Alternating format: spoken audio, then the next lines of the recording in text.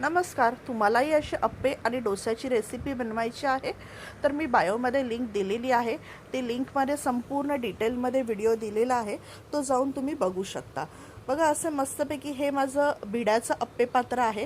त्या भिड्याच्या अप्पे पात्रामधील जे अप्पे असतात ना, त्याचा स्वाद हा एकदम वेगळाच येतो. तर असे हे माझे गटगटीत मस्त टम्म फुगलेले असे अप्पे मी बनवलेले आहेत. तर याची संपूर्ण रेसिपी तुम्ही नक्की बघा. बघा, मी आता पुढे इथे चटणीची रेसिपी त्याच्यामध्ये मेन्शन केलेली आहे.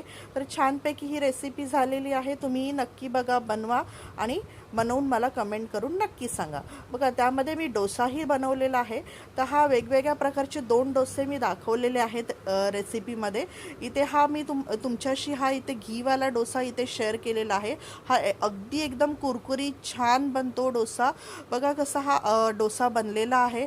हा छानपैकी असा डोसा तव्यावरती काढलेला हा डोसा एकदम कुरकुरीत छान तयार होतो.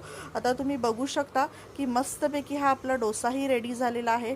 याची रेसिपी तुम्ही नक्की बघा, नक्की बनवा, कमेंट करून मला नक्की सांगा आणि आपल्या चॅनलला सबस्क्राईब करा.